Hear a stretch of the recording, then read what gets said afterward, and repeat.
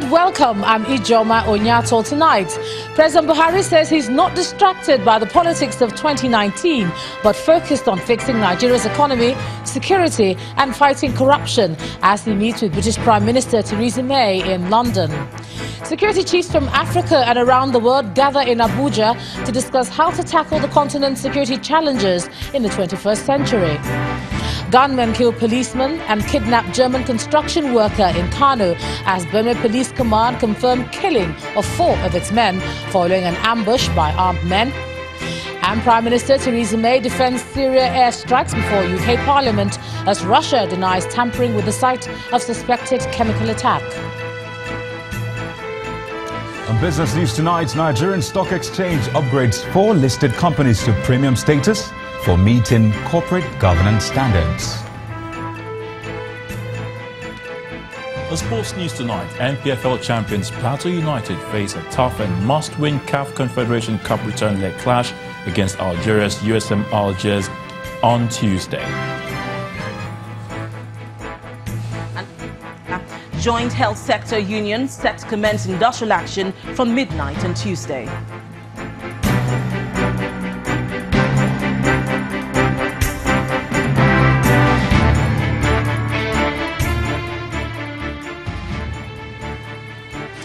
He may have declared his intention to run again for the presidency in 2019, but the president is for now preoccupied with issues of security and the economy and not the elections.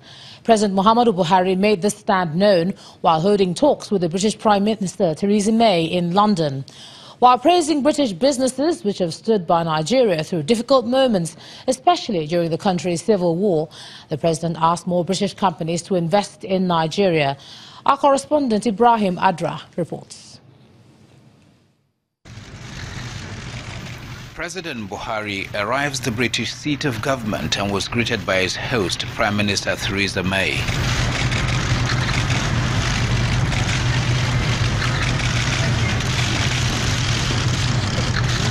The two leaders recall the long-standing relationship and shared values between Nigeria and Britain. On their minds is the economy, trade, security, amongst others. But there are many areas also that we work on together, dealing with issues of the Islamic State of West Africa, Boko Haram, continuing to work together on that work against terrorism, and also the partnership that we have on trade. And I'm pleased that the significant advances that have been made in that area of both the work that you've done on Nigeria's economic reform, but also the increasing trade, and there is much that we can build on between our two countries. So I'm looking forward to our discussions here. President Buhari said Nigeria acknowledges the role Britain is playing in the fight against Boko Haram.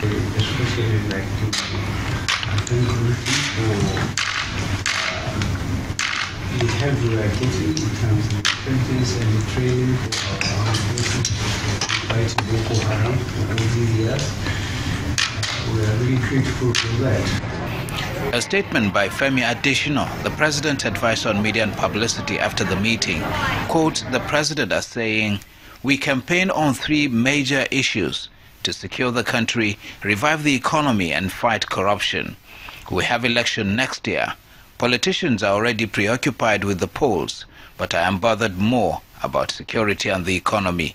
End of quote. The meeting between the Prime Minister and President Muhammadu Buhari lasted for only 30 minutes, during which they discussed issues of trade, the economy, but particularly the Prime Minister was impressed by the way President Muhammadu Buhari has been tackling the issue of Boko Haram. From 10 Downing Street in London, Ibrahim Adra for Channels Television News. Meanwhile, US President Donald Trump will also be hosting President Buhari in Washington on April the 30th. A statement from the White House says the two leaders will be discussing promoting economic growth and reforms, fighting terrorism and other threats to peace and security, and building on Nigeria's role as a democratic leader in Africa. President Buhari is the first African leader President Trump called on the phone following his inauguration as US President.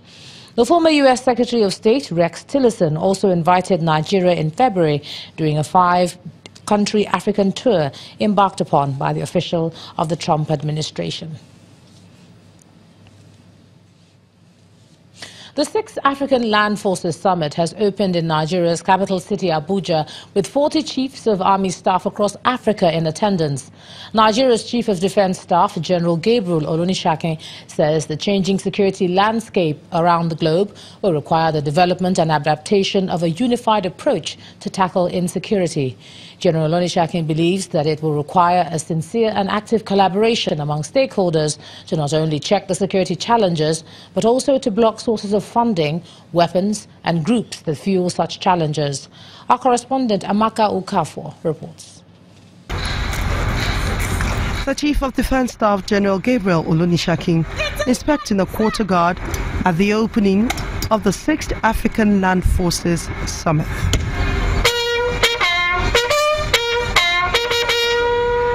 Inside the hall, over 40 military chiefs across the continent, including delegates from the United States, are gathered. They are here for the 6th time to brainstorm on ways to tackle insecurity in the African sub-region. To set the ball rolling, Nigeria's Chief of Army Staff, Lieutenant General Tukur Buratai, advocates a global collaboration to nip the menace of insecurity in the bud. The charge d'affaires of the United States Embassy in Nigeria shares the same opinion. The forum affords the African countries the avenue to share experiences on global terrorism and to forge common approach to combating transnational threats and crimes. We face complex, ever-evolving threats across the continent, from the rise of terrorist networks to the growing problems created by changes in the world's climate. Recognizing that no single country can address these challenges alone, alliances and partnerships have emerged. It is our hope that through events such as this summit, we can forge communications today that will allow for continued such shared efforts in the future. Nigeria's Chief of Defense Staff also joined the collaboration train, but not without recommending how it should happen if the synergy is to achieve results. Tackling security challenges, such as those highlighted above, requires a comprehensive decision and unified approach by all stakeholders. The consensus at this event is that collaboration is key to combating Africa's security challenges, a consensus Africans would like to see translated to actions in terms of security of lives and properties. Amaka Okafor, Channels Television News.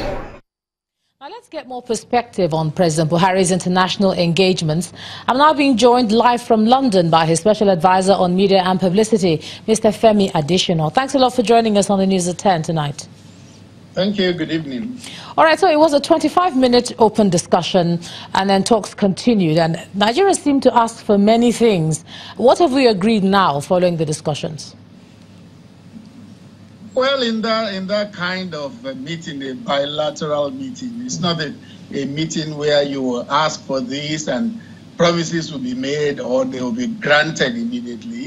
It's more of a meeting of seeking understanding. And then subsequently, the bureaucrats in the two countries will follow up on the meeting. Okay, in the light of seeking understanding, we see the president there talking about more investment by British companies. He thanked them for the investment that we have already. But at this stage, when security is one of our biggest challenges right now, do you see that happening? Well, you know, things like that go pari passu. You don't say you first solve all security challenges before you begin to prospect for investments. You do the two together. And if you get investments, you can even set fire to your heels and you work harder on security. So You don't just say we settle security first before we prospect for investment. One of the reasons I'm asking that is because we were listening to the U.S. Consul General in Nigeria talking about the need for the country to show greater commitment to providing a conducive environment for investment to happen. So perhaps it's not just that they don't want to come, but maybe the environment is what might be putting them off. What do you think? Yes, but because the world is also a global village, you don't leave anybody with his challenges again. That the British Prime Minister reiterated to Nigeria that Britain will help Nigeria in its challenges, particularly security. So that's part of it. It's a collaborative thing around the world now. Okay. The Prime Minister talked about the need to better intra-Commonwealth trade. Let me put it that way. How does that advice sit at a time when Nigeria itself put on hold that participation in the Continental Free Trade Agreement? We put that on hold after much song and dance. So how do we then begin to talk about that in the light of what we've done? The Continental Free Trade Agreement is about Africa. But the one the British PM was talking about was intra-Commonwealth. And you know, Commonwealth straddles many continents. It's not just Africa. Yes, so, but it is still an issue if we're not getting it right on our own continent. I do know what that means as well. But when they look at what we're doing with our own trade among ourselves, does that not worry them? You know? No, the requirements may not be the same. The Africa Free Trade Agreement had some requirements that Nigeria considered deleterious to the growth of local industries. But intra-Commonwealth trade may not have the same requirements as those. All right. So how then do you think that when we look at our partnership with the UK, we tend to always be the ones asking for either aid or increased investment. What do we give back so that we don't look like we're always coming to the table? And I mean, within your own time, you know, being where you are right now, what can Nigeria itself also bring to the table? Well, that was why the president unfolded the strides by this administration. He talked about agriculture and said Nigeria had reduced importation of rice, particularly by almost 95%, and Nigeria is on the road to food security. So if we achieve food security, that means we can then begin to export. So Britain could then be a market for some of our produce. That is one. And the meeting was not just about asking for aid. It was about unfolding opportunities which could be mutually beneficial to the two countries. And to those who are saying that this is just another round of diplomatic talk, and is there anything tangible that we're actually coming out from this meeting with beyond, you know, the lovely diplomacies and the rhetoric? As they have had this talk now, what are we coming out with? The mentality of I go to market and this is how much I have made today. That is not then diplomacies. This kind of meetings can yield for the next decade or two. So it's not about what you are coming home with tomorrow.